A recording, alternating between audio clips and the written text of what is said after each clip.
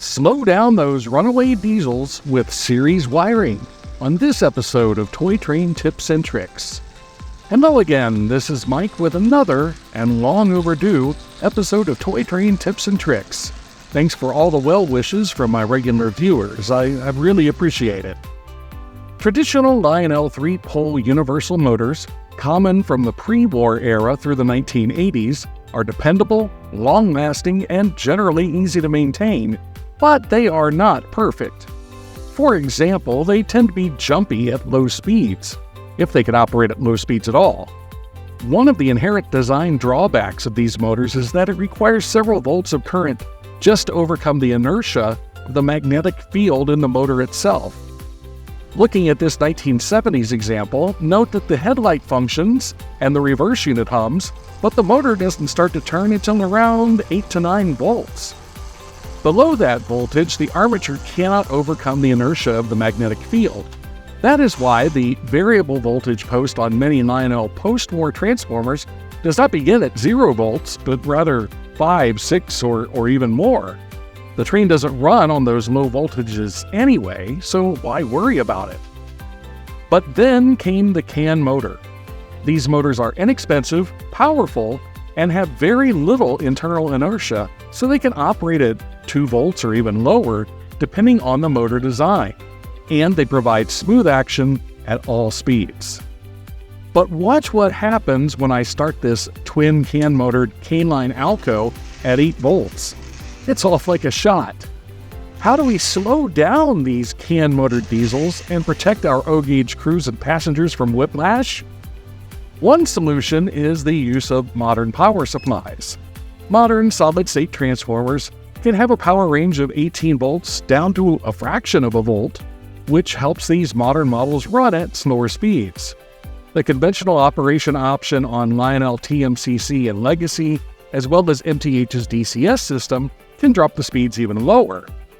But another option, if you don't want to invest in new power supplies, is a simple wiring modification on twin CAN-motored diesels, a process that can be completed in 15 minutes or less per locomotive.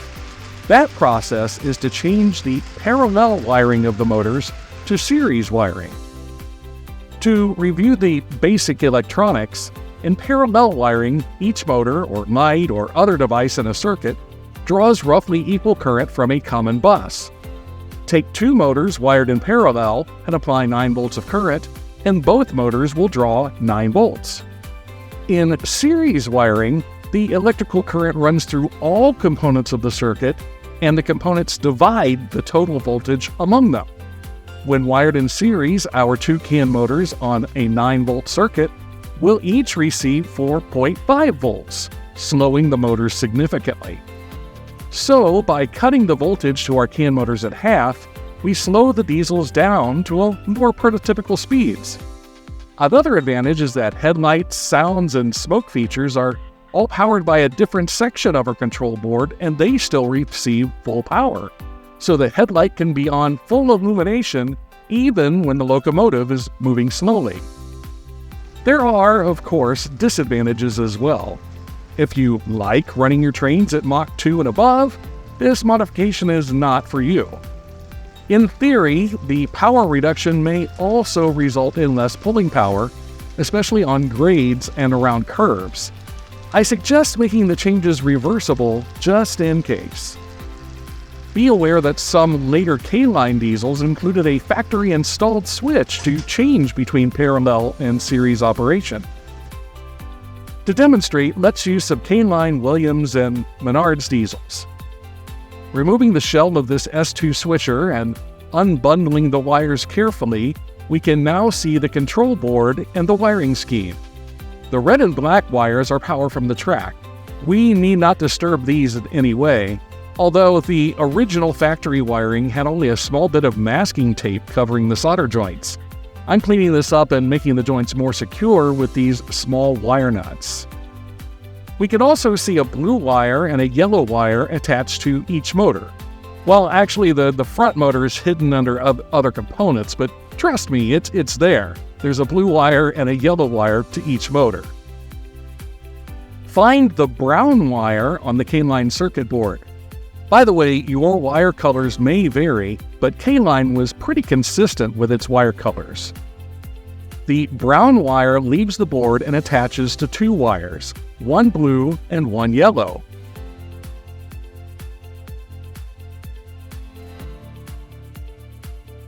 Now look for a connection of two blue wires and a yellow.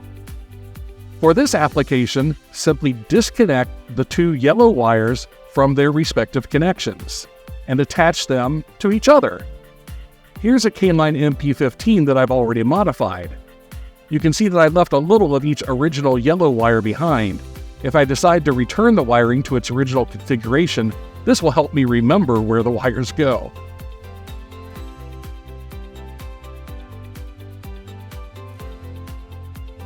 This MP15 really creeps along now, so let's do the S2 the same way.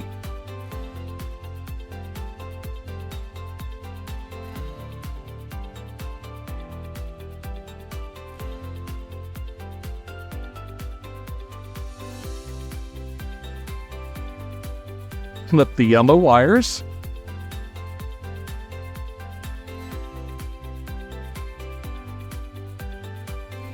Connect them together, solder,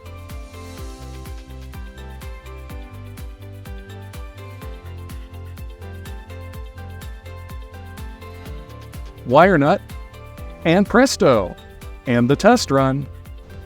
You could also swap one blue wire from each end and connect those, but the yellow wires look more convenient to me.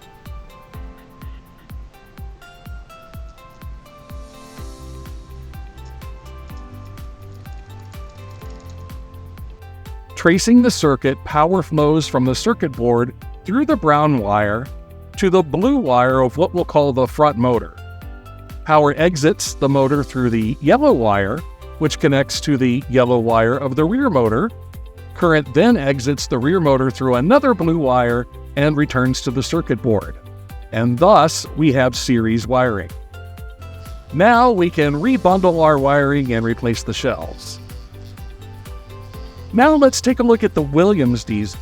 Here is a typical Williams GP7. Here's the before performance. The Williams board has two separate 4-pin connections, one for each motor: blue, red, black, and yellow. As with the K-Line, red and black are positive and negative power, while the blue and yellow wires feed the motors. I want to avoid messing with the board itself, so I cut the blue wire from one motor about 1.5 inches short of the motor, and I cut the yellow for the other motor in the same manner. Now add a wire nut to the board side of the cut ends to prevent any future short circuits. This also leaves the wiring intact should you choose to return it to normal. Now, simply add a new wire of the same or larger gauge, connecting the cut blue motor lead to the cut yellow motor lead. Twist, solder, add a nut, or you could use shrink insulation if you prefer. Now compare performance to before.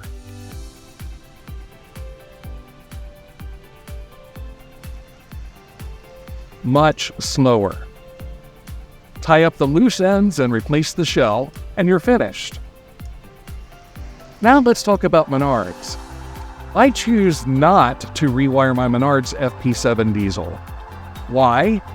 First, I use mine exclusively for passenger service, so I want to keep the top speed intact. Second, there is an easier way to slow these diesels down when desired. Simply reduce the input voltage from the transformer. I find that I can reduce the input power to as low as about 6 volts without impairing the operation of the lights or sounds. So, reduce power for slower speed operation and increase for higher speeds. If you do want to rewire your Menards diesels, the motors connect to the main board with a 2-pin connector, conveniently marked motor. From there, you will need to clip off a number of zip ties so you can trace the blue and white wires from the board to the motors. Then use the same principles to rewire your motors as necessary. Also, you will want to match the motor direction with the remote control direction, so you may find you need to swap your rewired motor leads. Again, on Menards diesels, I find the loss of high-end power to be not worth the hassle of rewiring, especially since you can reduce speed by simply moving your transformer handle.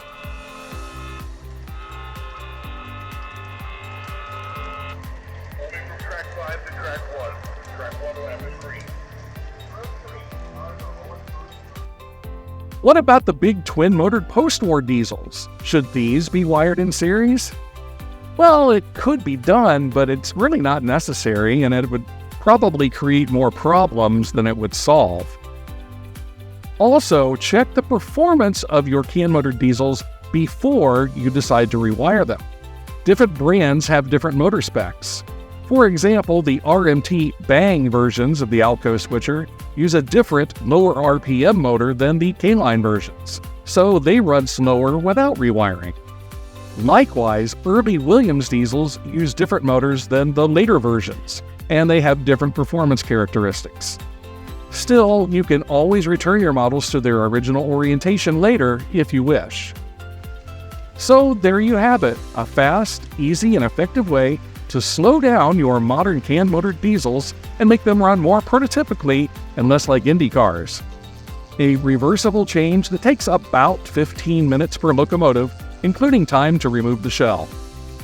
As always, I hope you enjoyed this video as much as I enjoyed making it, and if so, please like it, share it, subscribe, and leave a comment. Tell your friends, tell your neighbors, keep the trains running, and we'll catch you next time on Toy Train Tips and Tricks.